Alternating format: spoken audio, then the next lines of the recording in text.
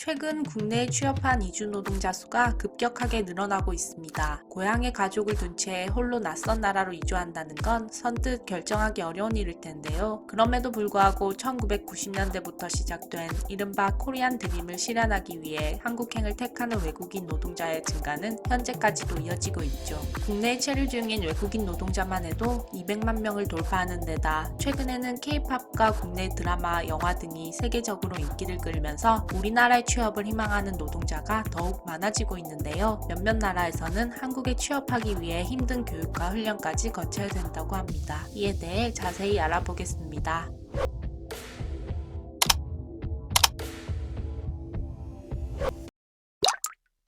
스리랑카의 경우 우리나라로 취업하는 것을 적극적으로 권장하고 있기도 합니다. 스리랑카에서 한국으로 합법적인 취업을 하기 위해선 반드시 거쳐야 할 곳이 있는데요. 바로 한국교육훈련원입니다. 이곳에서는 한국 취업을 위한 체계적인 훈련 시스템을 자체 개발해 운영하고 있는데요. 우리나라로 노동자를 파견하기에 앞서 철저한 교육과 훈련을 거친다는 것이죠. 하지만 이 교육훈련원에 들어가는 것부터가 만만치 않습니다. 한국어 시험에 합격해야 하고 한국 정부로부터 취업 허가를 보장받는 구직표를 받아야 합니다. 조건에 충족해 훈련원에 입소하게 된다면 그때부턴 군대와 같은 훈련과 교육이 기다리고 있습니다. 처음 3주 동안 합숙훈련을 하는데 한국 공장의 높은 노동 강도를 감안해 강인한 체력을 단련시키기 위해 하루 4시간씩 강도 높은 군대식 훈련을 실시합니다. 이와 함께 건강한 신체를 가져야 건전한 사고를 가질 수 있다며 밝은 표정으로 인사하는 방법, 이해하고 적극적으로 대답하는 방법, 솔선수범하는 자세 등을 익힙니다. 이런 혹독한 훈련을 거치는 스리랑카는 한국 고용노동부가 주관하는 교육훈련 심사에서 15개 국가 중 최고 점수를 받기도 했습니다.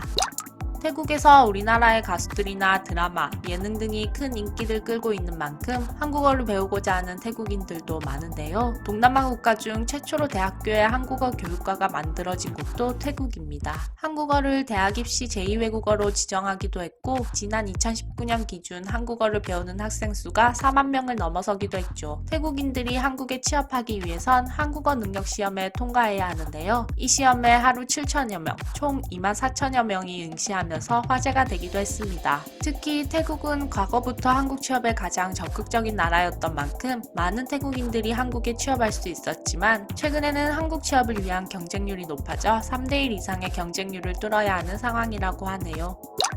히말라야의 나라 네팔에서도 한국 취업을 위한 열기가 뜨겁다고 하는데요. 한국 취업을 위한 한국어 능력 시험 응시자가 9만여 명을 넘어설 정도라고 합니다. 특히 네팔과 우리나라의 연봉 차이가 상당한데요. 네팔에서의 1년 연봉이 우리나라에서의 한 달치 월급과 비슷한 수준이고 한국행 비행기를 타기 위한 비행기 값이 일반 직장인의 1년 연봉 수준이라고 합니다. 이 때문에 현재 네팔의 수도 카트만두에는 800개가 넘는 한국어 학원이 성행 중이기도 한데요. 높은 경쟁률 때문에 네팔에서 어느 정도 여유가 없으면 한국어 능력 시험을 통과하는 것 자체가 불가능한 상황이라고 하네요. 현재 우리나라에 들어와 일하고 있는 네팔 이주 노동자들은 네팔에서 대학 교육을 마치고 별도로 한국어 학원까지 다녀 시험에 통과한 우수한 인재라는 이야기가 괜히 나온 것이 아니죠.